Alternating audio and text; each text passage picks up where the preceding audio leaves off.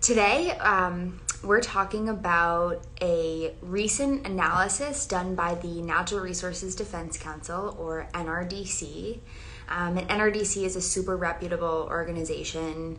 They do a lot with water quality and other environmentally related issues. And so a few days ago, maybe a couple weeks ago, when they released this analysis of lead across the country, we kind of really paid attention and made sure to get a thorough view of what's going on. So yeah, that being said, one of our scientific contributors and water nerds, Christina, wrote this really in-depth article that'll be linked in our bio, kind of like going over everything I'm going to talk about today. So if you have any questions after this live, you can check out our article that kind of breaks it all down.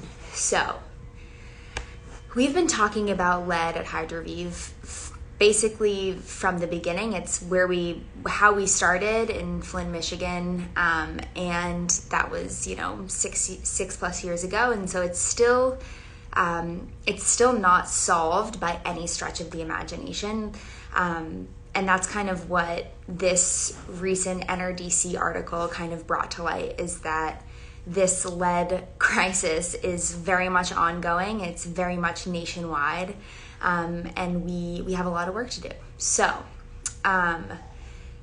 basically, the NRDC found that 186 million people in the United States were exposed to elevated lead levels through their distribution systems or their home's lead infrastructure from January 1st, 2018 through December 31st, 2020. So over this kind of 2-year period was what NRDC was looking at, really taking a close look at the nation as a whole, and kind of where the issues are most prevalent. And they actually discovered that it's pretty widespread. So this 186 million is 56% of the American population. So over half of US citizens were exposed to lead levels that were higher than what's considered to be safe. And so there's a little bit of nuance with this term safe. It's something that we don't take lightly here at Hydroviv because it gets thrown around pretty frequently. So I think it's important to kind of explain what safe actually means. So safe is a regulatory term, and it's kind of determined by years of lobbying, benefit cost analyses, whatever it takes to determine, what is that safe level. And safe doesn't always mean that it's not going to cause, health effects. Safe can just kind of be established as a level, and then from there, whatever happens. So when Hydroviv is talking about safe, we're talking about the concentration determined to be acceptable by the American Academy of Pediatrics, which is obviously a conglomerate of pediatricians who have studied lead exposure and understand that there is no safe level of lead for children. Children should not be exposed to any level of lead because it is a neurotoxin.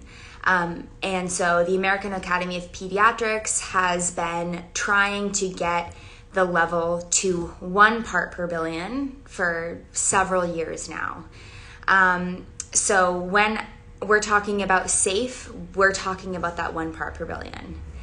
In practice, the current safe level, according to EPA, and which is enforced at the municipal level, is 15 parts per billion.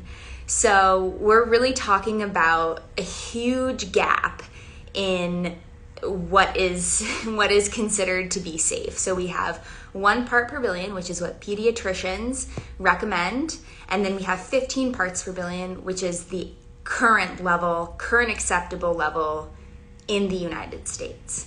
So this definitely makes it challenging from a regulatory perspective, because you have doctors saying this level needs to be lower, and then you have municipalities saying I can't, where municipalities are saying they can't get down to 1 part per billion because of reasons that we will get to in a second. So I just want to make it clear that there are basically 2 levels that we're talking about, 1 part per billion and 15 parts per billion. So when NRDC created this analysis, they were going off of the 1 part per billion, similar to Hydroviv's beliefs. So over 50% of the country is exposed to levels higher than what the American Academy of Pediatrics say is safe.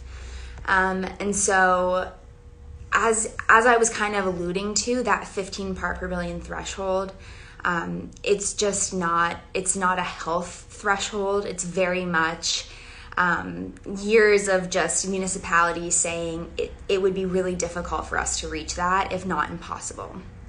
And so the currently proposed infrastructure plan under the Biden administration is proposing something that would actually potentially bring the appropriate level to 1 part per billion.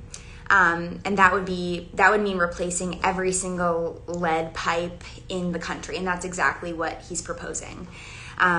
And so we also did a really deep dive on the American Infrastructure Plan and just kind of determined that it would not be feasible with the current monetary allocation to replacing every single pipe in the country. And it would also take a really, really long time. So we're kind of stuck here with this 15 part per billion maximum contaminant level. And that's really what we're trying to do at Hydroviv, is just to tell everyone that it's not a safe level for children. And it hasn't been updated since 1991. So what we're dealing with here is really, really outdated information and really, really outdated laws that don't actually serve us anymore in 2021. So one of the biggest questions, most frequently asked questions that our water nerds get all the time is, my source water is super clean, it's world-renowned, cough, cough, New York City. I don't need to worry about lead, right? Because I have such a clean source water. And that couldn't be less of the case. So, you might have a really, really clean, the Catskills are, of course, pristine, great water source. But the second that they travel through New York's distribution system, they just become so contaminated with lead. And Christina, our scientific contributor, actually used New York City as a case study for this. So, water entering the treatment plant from the Catskills is phenomenal. But then the second that it starts to maneuver its way through this super old infrastructure, those lead pipes, the solder, even fixtures still in New York City contain lead in them. So definitely check out the New York City case study because you might be surprised. And the same thing kind of applies to private wells. If you live in an area where there is corrosive groundwater, which if you need help identifying, you can always ask one of our water nerds.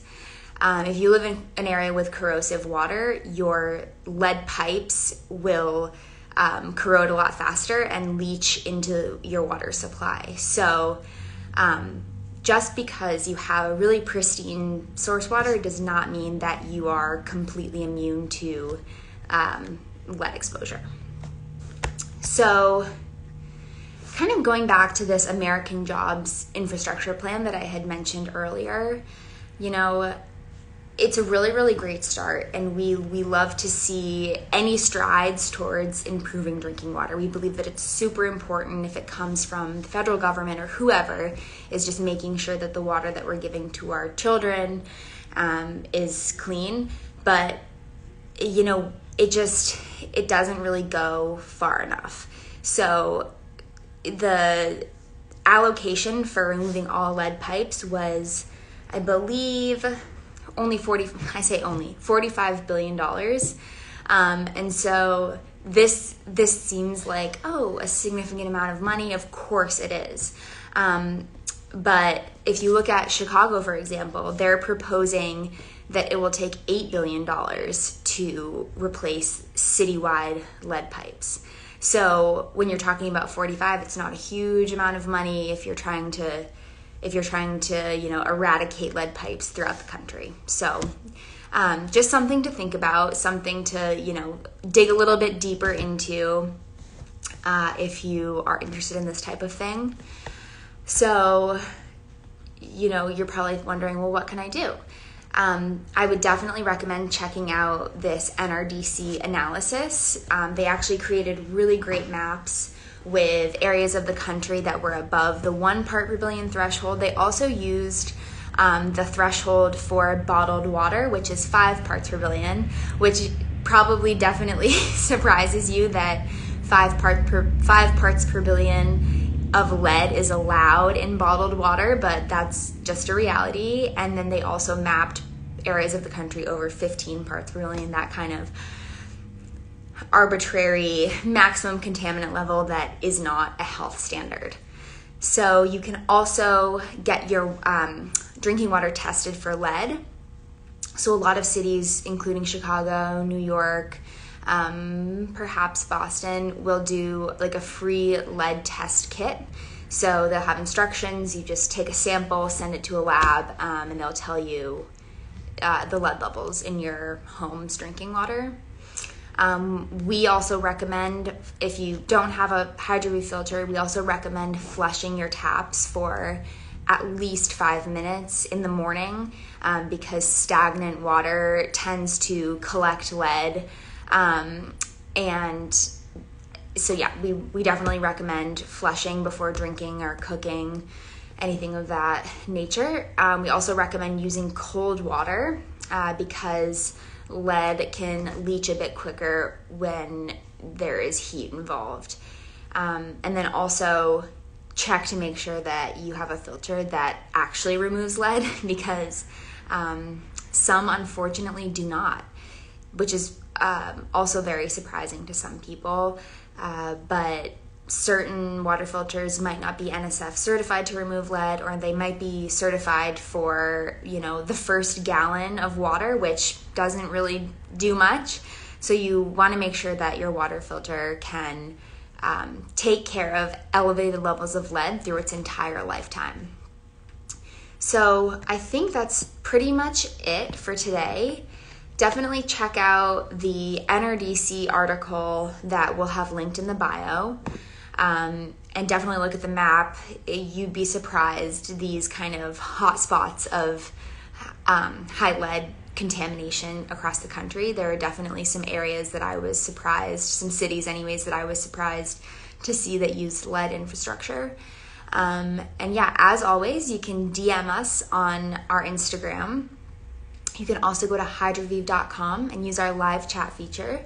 We have scientists on standby waiting to answer any of your questions.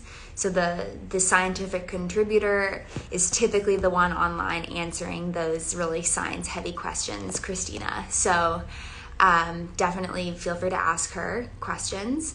You can also email us at hello@hydroviv.com, any questions at all. And we'd be happy to answer them and get back to you. So that being said, I hope everyone has a great Wednesday, and we'll see you all next week. All right, bye.